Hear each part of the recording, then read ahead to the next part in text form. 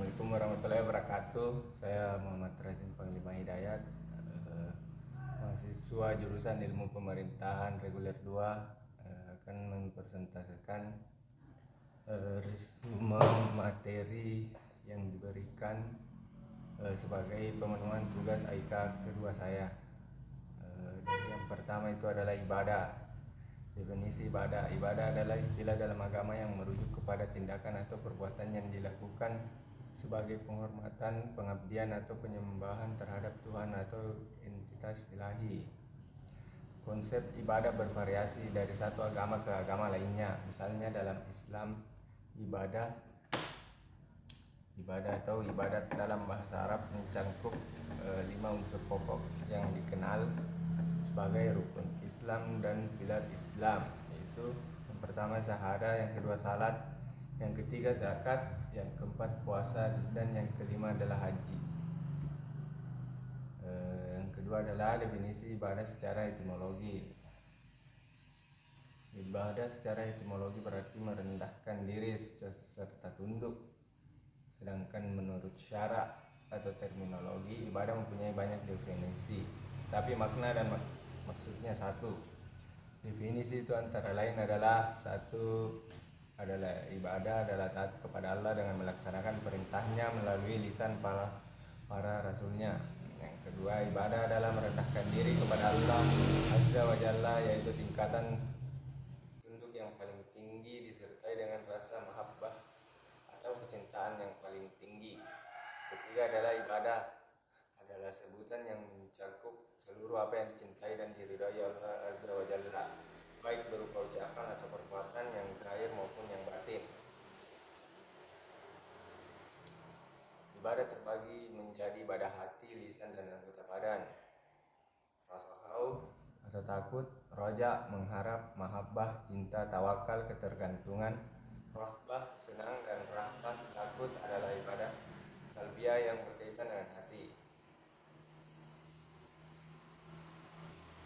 Sebagaimana firman Allah Subhanahu wa taala tentang ibadah, yaitu dan aku tidak menciptakan jin dan manusia melainkan supaya mereka beribadah kepadaku. Aku tidak menghendaki rezeki sedikit pun dari mereka, dan aku tidak menghendaki supaya mereka memberi makan kepadaku. Sesungguhnya Allah, dialah maha pemberi rezeki yang mempunyai kekuatan lagi sangat kokoh. Surah Az-Zariyat ayat 56 sampai 58. Tujuan dan fungsi ibadah. Tujuan dari ibadah adalah mendekatkan diri kepada Tuhan, mengungkapkan penghormatan dan pengabdian, menghormati ajaran agama, membentuk karakter dan moral, serta pengampunan dan pemurnian. Adapun fungsi ibadah yaitu satu, mengajarkan nilai-nilai agama, dua, menguatkan komunitas agama, ketiga, mengingatkan pada Tuhan, keempat, memberikan kesejahteraan psikologis, dan kelima, memberikan panduan etika dan moral. Poin keempat, macam-macam ibadah. Yang pertama adalah salat, kedua adalah puasa, tiga, zakat dan infak, empat, dakwah dan pengajaran, lima, pendidikan, enam, pelayanan kesehatan, tujuh, kemasyarakatan, delapan, pengembangan diri. Poin kelima adalah terkait dengan ibadah mahda dan ibadah gairu mahda. Adapun perbedaan antara kedua ibadah tersebut adalah ibadah mahda secara spesifik, yaitu adanya tujuan tertentu. Contohnya ibadah mahda adalah ibadah yang memiliki tujuan dan tindakan yang spesifik serta terbatas. Artinya ibadah ini dirancang untuk tujuan tertentu dan tidak dapat digunakan untuk tujuan lain. Contohnya, salah satu contoh ibadah mahda adalah salat atau sembahyang dalam Islam. Salat memiliki tata cara, waktu, dan niat yang spesifik dan tidak dapat digunakan untuk ibadah lainnya. Yang ketiga adalah tidak boleh diubah. Ibadah mahda tidak boleh diubah atau dimodifikasi sesuai keinginan individu. Orang harus menjalankannya sesuai dengan tuntunan agama. Ibadah gairu mahda atau umum. Yang pertama, tujuan yang lebih umum. Ibadah gairu mahda adalah ibadah yang memiliki tujuan yang lebih umum dan tidak dibatasi oleh tindakan atau waktu tertentu.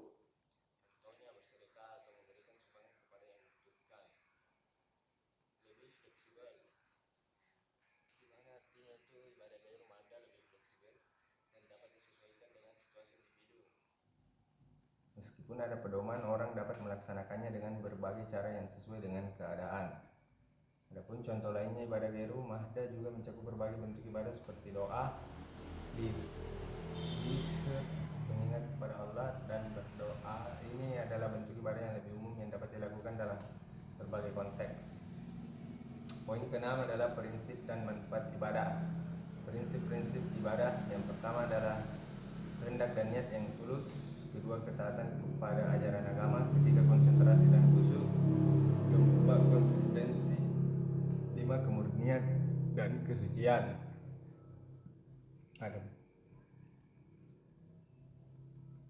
Yang ke poin B adalah sholat. Definisi salat atau salat dalam bahasa Arab adalah sebagai salah satu ibadah pokok dalam agama Islam. Ini adalah serangkaian gerakan fisik, bacaan, dan doa yang dilakukan oleh umat Islam sebagai penghormatan dan penyembahan kepada Allah. Salat adalah kewajiban agama yang penting dan merupakan cara untuk berkomunikasi dengan Allah. Dalam surat Al-Baqarah ayat 43, Allah Subhanahu wa taala menyuruh hambanya untuk melaksanakan salat dan zakat. Dia pun berfirman, wa aqimus sholata wa atuz zakata warka'u ma'ar rakiin. Dan laksanakanlah salat, tunaikanlah zakat, dan rukuklah beserta orang yang rukuk. Quran surah Al-Baqarah ayat 43. Tujuan salat adalah mendekatkan diri kepada Allah, ketaatan kepada perintah Allah, pengampunan dan pemurnian, mengingat kepada Allah. Fungsi salat menghubung spiritual, pendidikan moral dan etika, kesatuan umat Islam, memelihara waktu, memberikan ketenangan dan kesejahteraan psikologis, serta mengembangkan kesabaran dan ketekunan. Rukun dan syarat sholat di bawah ini adalah adapun rukun dan syarat sholat. Yang pertama adalah niat, yang kedua takbiratul ihram, yang ketiga berdiri, yang keempat rukuk, kemudian sujud, duduk tasyahud serta salam. Syarat-syarat salat adalah yang pertama adalah kebersihan fisik dan pakaian, aurat yang tertutup, melihat waktu salat atau salat di tepat waktunya, kiblatnya, berwudu, serta khusyuk dan fokus. Hukum pelaksanaan salat dalam Islam adalah wajib, yang berarti bahwa salat adalah kewajiban agama yang harus dilaksanakan oleh setiap muslim yang telah mencapai usia balik atau dewasa dan berakal sehat. Poin penting terkait hukum pelaksanaan salat adalah yang pertama wajib, yang kedua penyerahan waktu atau salat pada waktunya, kemudian bersuci, kemudian niatnya, kemudian menutup aurat, kiblat, konsentrasi, kelengkapan gerakan dan bacaan, serta takbiratul ihram dan salam. Adapun poin keempat yaitu sejak kapan sholat diperintahkan. Di sini salat sudah ada dalam sejarah agama Islam sejak awal kenabian. Salat pertama kali itu diperintahkan oleh Allah kepada Nabi Muhammad SAW selama peristiwa Isra Miraj, di mana yaitu peristiwa perjalanan malam Nabi Muhammad dari Mekah ke Yerusalem dan ke langit. Dan peristiwa ini terjadi sekitar tahun 621 Masehi dalam sejarah Islam. Selama peristiwa Isra Miraj, Allah memerintahkan Nabi Muhammad untuk menjalankan sholat. Dalam versi riwayat, salat awalnya ditetapkan dengan 5 waktu yang kemudian menjadi salat 5 waktu yang wajib dalam Islam. Antaranya itu salat subuh, salat zuhur, asar, maghrib, dan isya. Adapun ancaman bagi orang yang meninggalkan sholat, yaitu dalam agama Islam meninggalkan sholat adalah tindakan yang serius yang memiliki konsekuensi dalam akhirat. Apabila ditinggalkan dengan sengaja, adapun yang dampak yang diberikan yaitu pahala yang terbuang, kedua dosa dan hukuman, kemudian kemungkinan penolakan, yaitu penolakan. Keempat, pengaruh dan pada keimanan, meninggalkan salah dapat mengancam keimanan seseorang dan mempengaruhi hubungan spiritual mereka dengan Allah. Kemudian kehilangan perlindungan Allah. Puasa, di poin C adalah puasa. Puasa adalah ibadah yang dilakukan oleh umat muslim selama bulan Ramadan yang merupakan bulan ke-9 dalam kalender Islam. Selama bulan ini umat Islam menahan diri dari makan dan minum serta aktivitas tertentu lainnya dari terbit fajar hingga matahari terbenam. Puasa bukan hanya menyangkut menahan diri dan kebutuhan fisik, tapi juga melibatkan kontrol diri, introspeksi, dan peningkatan spiritual. Adapun tujuan puasa yaitu ketaatan kepada Allah, di mana puasa adalah perintah langsung dari Allah kepada umat Islam, sehingga menjalankannya adalah bentuk ketaatan kepadanya. Kesadaran dan kesabaran. Puasa juga bertujuan untuk membangun kesadaran dan kesabaran manusia dalam menjalankan kesehariannya, di mana kita diperintahkan untuk menjauhi tindakan-tindakan yang tidak baik. 3. Pembersihan spiritual. Puasa dapat membantu membersihkan jiwa dan hati dari dosa-dosa. Ini adalah kesempatan untuk merenungkan perbuatan dan perilaku yang mungkin tidak sesuai dengan ajaran Islam. Keempat adalah peningkatan spiritualitas. Puasa adalah waktu untuk meningkatkan hubungan dengan Allah melalui ibadah, doa, dan bacaan Al-Quran yang lebih intens. Kelima, empati terhadap orang yang kurang beruntung. Dengan merasakan lapar dan dahaga, puasa juga mengajarkan empati terhadap mereka yang kurang beruntung dan menginspirasi umat Islam kebaikan dan berbagi dengan sesama. Fungsi puasa adalah sebagai bentuk ibadah, sebagai bentuk penyucian, sebagai bentuk pengendalian diri, sebagai bentuk peningkatan spiritual, sebagai bentuk kebaikan sosial, membangun kebaikan sosial, sebagai bentuk solidaritas umat muslim, dan sebagai penghormatan terhadap tradisi Nabi. Penting juga diingat bahwa puasa dalam Islam adalah kewajiban yang memiliki tujuan dan makna yang dalam. Setiap individu mungkin mengalami pengalaman puasa dengan cara yang berbeda, tapi tujuan utamanya adalah meningkatkan ketaatan kepada Allah, memperkuat spiritualitas, dan meningkatkan kebaikan dalam hidup. Hukum pelaksanaan puasa, hukumnya itu wajib agama, wajib dalam Islam. Kemudian usia dan kesehatan. Pada usia balik dan berakal sehat, orang tersebut wajib berpuasa dalam agama Islam. Waktu pelaksanaannya itu puasa Ramadan dilakukan selama seluruh bulan Ramadan yang adalah bulan ke-9 dalam kalender Islam. Waktunya puasa dimulai dari terbit fajar atau subuh dan berakhir pada matahari terbenam maghrib. Niat, poin yang keempat adalah niat. Puasa harus dilakukan dengan niat yang tulus dan khusyuk. Niat tersebut tidak harus diucapkan secara verbal, tetapi harus ada dalam hati. Kelima adalah menahan diri dari makan, minum, dan aktivitas seksual. Keenam, bersuci.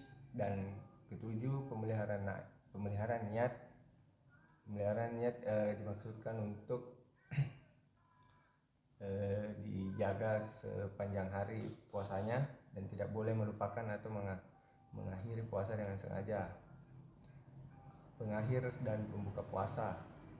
Adapun pengakhir dan pembuka puasa diakhiri pada matahari terbenam atau berbuka, kemudian dimulai lagi pada terbit fajar subuh.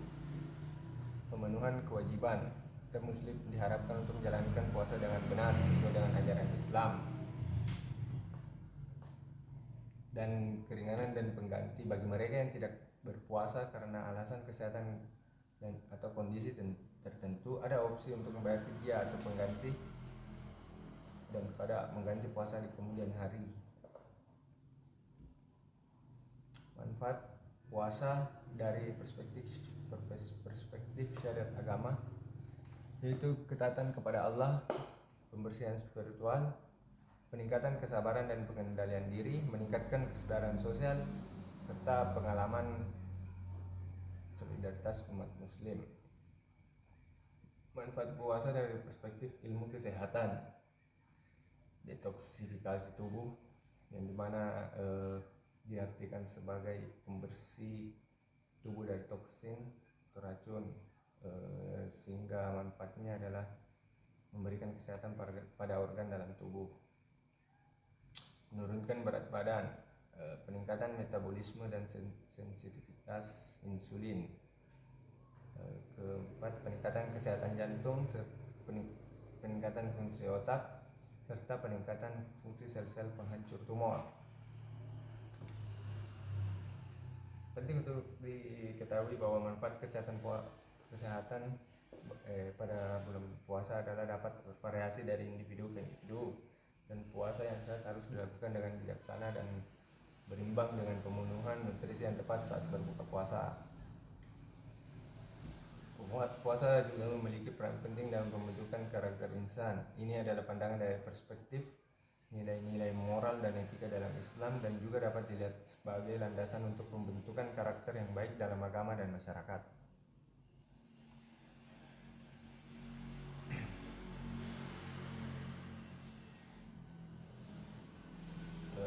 Dengan demikian, puasa tidak hanya tentang menahan diri dari makanan dan minuman, tetapi juga tentang pembentukan karakter yang baik dan penuh nilai-nilai moral. Ini adalah proses yang mendalam dan bermakna dalam pembentukan insan yang lebih baik sesuai dengan ajaran Islam.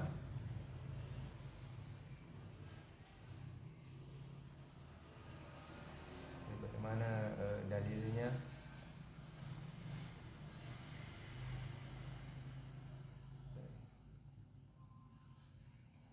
Kemudian haji. Definisi haji adalah salah satu ibadah penting dalam Islam, melibatkan perjalanan ke kota suci Mekah yang wajib dilakukan oleh setiap muslim yang memenuhi syarat-syarat tertentu. Ini adalah salah satu dari 5 rukun Islam dan merupakan kewajiban agama yang paling utama setelah syahadat atau kesaksian iman. Tujuan yang kedua adalah tujuan haji. Adapun tujuan haji yang pertama adalah ketaatan kepada Allah, haji pembersihan diri, mengikat saudara muslim, serta peningkatan spiritualitas dan pengalaman kehidupan. Hikmah dari pelaksanaan haji, pengampunan dosa sebagai pengampunan dosa, sebagai peningkatan kesabaran dan ketaatan, mempererat hubungan sosial, membangun hubungan sosial, meningkatkan spiritualitas, serta memberikan pendidikan tentang ajaran Islam, sejarahnya dan tradisinya yang membentuk karakter seseorang. Sejarah pelaksanaan haji. Adapun sejarah pelaksanaan haji dimulai dengan perintah Allah kepada Nabi Ibrahim alaihissalam untuk membangun Ka'bah di Mekah dan memanggil umat manusia untuk datang ke sana untuk beribadah kepada Allah Subhanahu wa taala. Haji menjadi salah satu ibadah utama dalam agama Islam setelah Nabi Muhammad SAW menerima wahyu dari Allah. Nabi Ibrahim dan Ismail dianggap sebagai pendiri haji dalam Islam, dan ritual haji ini dipraktikkan oleh umat muslim sebagai tindakan ketaatan dan ibadah kepada Allah. Hukum pelaksanaan haji. Haji adalah wajib bagi setiap muslim yang mempunyai syarat-syarat tertentu, seperti memiliki kemampuan finansial, uang, serta kesehatan yang memadai untuk sehat walafiat, serta memenuhi kriteria tertentu dalam Islam. Haji juga harus dilakukan sekali seumur hidup jika memungkinkan. haji adalah kewajiban agama yang harus dipatuhi. Bagi yang tidak memenuhi syarat haji tidak diwajibkan. Rukun dan syarat haji. Rukun haji: yang pertama niat ihram, yang kedua berihram dari miqat, yang ketiga tawaf ibadah, yang keempat sa'i antara Safa dan Marwah, yang kelima wukuf di Arafah. Wukuf di Arafah. Adapun syarat haji, ya beragama Islam, kondisi kesehatannya yang memungkinkan untuk menyelesaikan perjalanan haji, serta kemampuan finansialnya atau keuangannya mencukupi untuk biaya haji tanpa membebani keluarga ataupun mengambil hutang. Ini adalah penjelasan secara detail tentang haji dalam Islam, termasuk definisi, tujuan, hikmah, sejarah, hukum, serta rukun dan syaratnya. Haji adalah salah satu ibadah yang sangat penting dalam Islam dan merupakan salah satu puncak pengalaman spiritual bagi umat muslim yang memilikinya.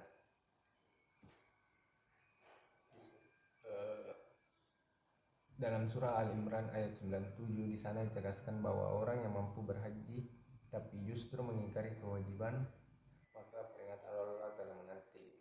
Adapun firman Allah yang mengatakan fihi ayatum bayyinatum maqamu Ibrahim waman dakhalahu kana aminan walillahi 'alan nasi hijjul baiti man istata ilaihi sabila waman kafara fa innallaha ghaniyyun 'anil 'alamin.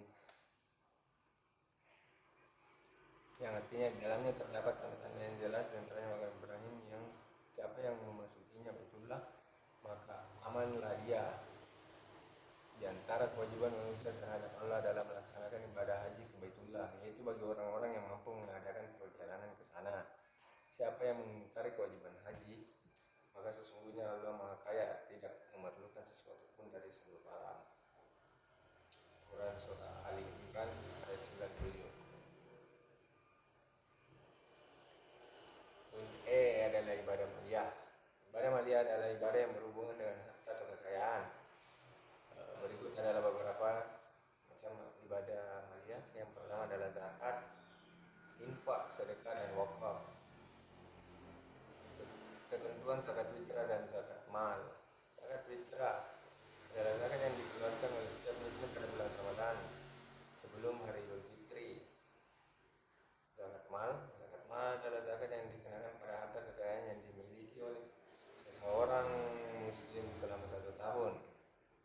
Nisab atau batas minimum harta yang harus dimiliki agar wajib membayar zakat, dan jumlah persentase zakatnya berbeda-beda tergantung pada jenis harta tersebut. Zakat mal biasanya dikeluarkan untuk membantu fakir miskin, orang-orang yang berhak, dan tujuan kemanusiaan lainnya. Syarat dan rukun ibadah maliyah. Syarat dan rukun ibadah maliyah dapat berbeda tergantung pada jenis ibadahnya. Contoh,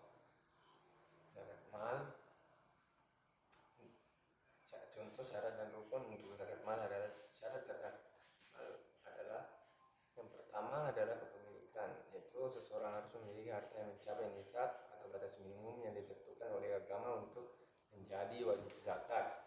Yang kedua, kewajiban. Seseorang harus memiliki harta tersebut selama 1 tahun penuh dan memiliki kewajiban untuk membayar zakat mal.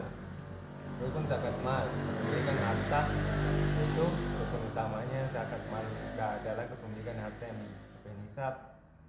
Yang kedua, niatnya untuk membersihkan harta dan memenuhi kewajiban zakat. Perbedaan antara zakat, infak, sedekah, dan wakaf. Yang pertama adalah zakat. Zakat adalah kewajiban yang harus dibayarkan pada harta yang mencapai nisab tertentu, dan penerima zakatnya ditentukan oleh hukum Islam. Infak adalah pengeluaran harta untuk keperluan agama atau sosial tanpa kewajiban tertentu. Ini bersifat sukarela.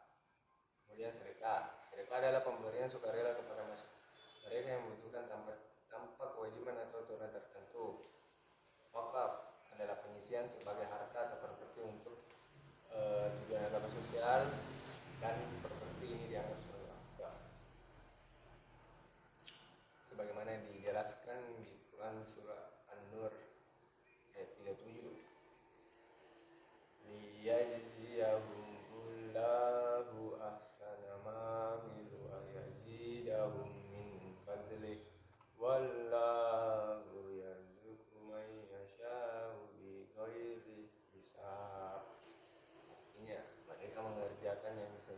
yang demikian itu supaya Allah memberikan balasan kepada mereka dengan balasan yang lebih baik dari apa yang telah mereka kerjakan, dan supaya Allah menambah karunia-Nya pada mereka dan memberi rezeki kepada siapa yang dikehendakinya tanpa batas.